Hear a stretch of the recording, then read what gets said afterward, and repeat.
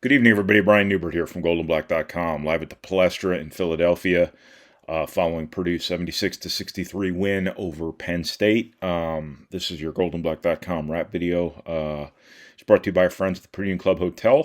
Thank you, as always, to them for your support. In case you haven't noticed, I'm not at the Palestra in Philadelphia. I'm in my house. Alan went to Philadelphia for us. We had to make arrangements for this, not knowing if I'd be able to go, not knowing we'd have Mike yet. So Alan was there, and the rest of us are working remotely. So Purdue wins 76-63 in the hallowed halls of the Palestra. Good win for Purdue, whether it goes down as a neutral site game, whether it goes down as a road game. Either way, it's going to go down as a good win for Purdue. I think Purdue's,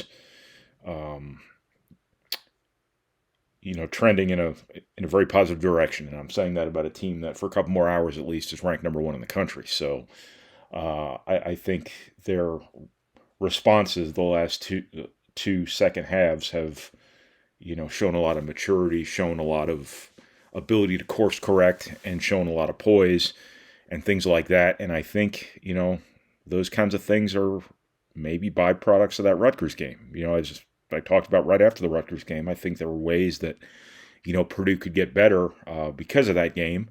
And it is possible that, Purdue has. I think that first half, I thought Purdue did a pretty good job offensively, getting good opportunities, turned the ball over a few too many times, and just had to ride out Penn State, kind of riding a heater. Jalen Pickett is obviously a really good, really clever, and really creative player, and probably the best guard in the Big Ten. And I probably shouldn't be saying probably, because I think he is. And they just kind of had to weather some things there in the first half. Obviously, the Palestra crowd seemed to be very pro Penn State. This was technically their home game, even if it was a ways away from their campus. But I think a couple things happened. One, Penn State, for whatever reason, decided to go one-on-one with Ross-Ade. It was almost like Penn State designed its game plan around giving the impossible matchup his and making sure you took away everyone else. Teams did that from time to time. Michigan State, most notably, when Purdue had Isaac Haas, where they would go one-on-one with Haas, give him his third or concede his 30, have their one guy really fight him, but concede him his 20-something points or whatever it might be, but then make sure that nobody else went off, specifically that their three-point guys, Dakota Mathias, Vince Edwards, so on and so forth, P.J. Thompson. And Michigan State sometimes had some success doing that, sometimes didn't. I was surprised that Penn State went that direction. By and large, they did throw help periodically at Ross-Ade, so I don't want to say they just let him do whatever he wanted to do all game long, but by and large, I think they went mostly one-on-one against him, and he showed that after a couple games where the ball was effectively taken out of his hands and he's had to find different ways to dominate, whether it be as a passer, a rebounder, whatever it might be, he's still sitting there waiting, ready to go. Whenever he gets a favorable scoring situation, he's going to do this to you. He gets 30 and 13. This was a consummate example of contrasting styles, seeing who would win out, because Penn State was going to play small. They were going to play four out. They were going to play four guards a lot of the time. They were going to want to shoot a lot of threes. Purdue was going to, play big at the four, obviously play enormous at the five. And, that kind of went both ways. Penn State did a good job getting Ross-Ade switched onto Jalen Pickett a couple times. I'm not sure that Purdue was necessarily switching at the five as much as Penn State was giving them no choice in ball screens but to make Edey come out and guard the ball, so that they didn't give Pickett just a free lane to the basket, whatever it might have been. Penn State got the matchups a little bit in the first half, although Caleb Furst did a good job on at least one post-up, getting Miles Dredd for a bucket. But then in the second half, I think that everything swung in Purdue's direction. Whether that was necessarily small ball versus Purdue's size or not, I don't know. But either way, Ross-Ade did whatever he wanted, basically. And, Purdue asserted itself on the offensive glass here and there. And Purdue style won out. And I think this was a big one for Purdue. I heard or I read some folks during the game, questioning why Purdue would agree to play at the Palestra when this became, more of a daunting home court advantage for Penn State than it probably would have been at the Bryce Jordan Center with the students gone. I think the short answer to that question is coaches don't necessarily want games to be easy. Coaches who are mindful of their team's developments and their teams needing to deal with difficult environments, they want games to be this way. They don't value empty wins as much as people who only care about the win total necessarily.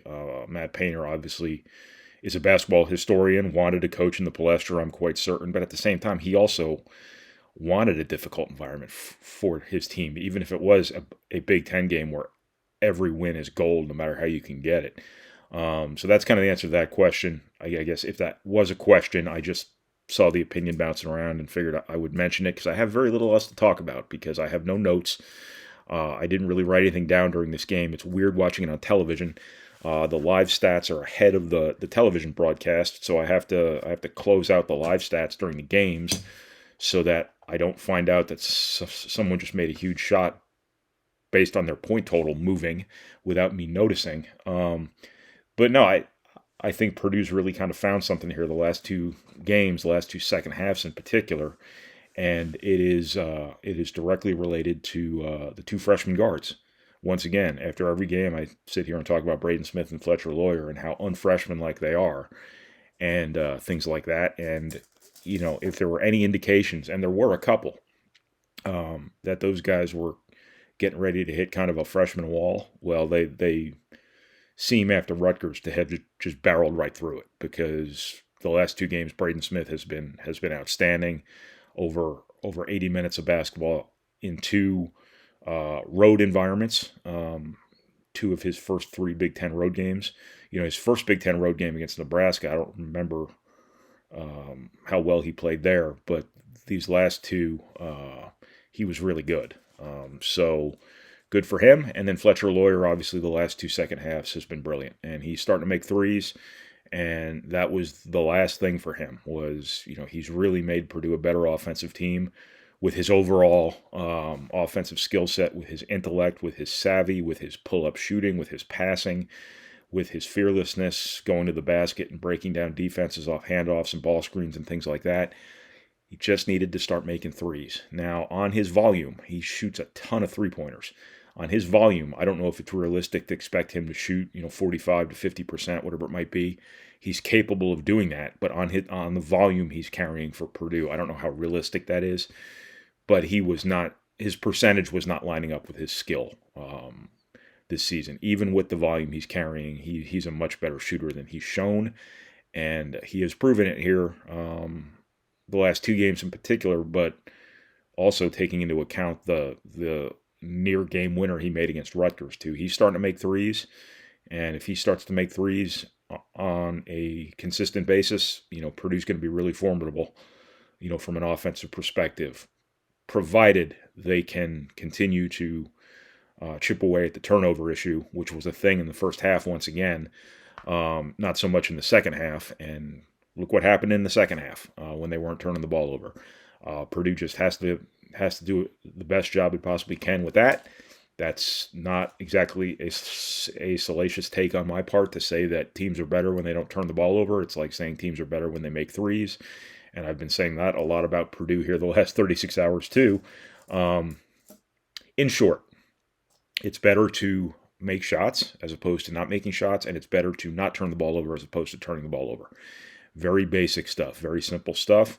But both statements being particularly profound in the context of the way Purdue's playing basketball here the last two games. So, Purdue's got a good thing going here lately. Not that they haven't had a good thing going all season, being, for the time being number one in the country and all.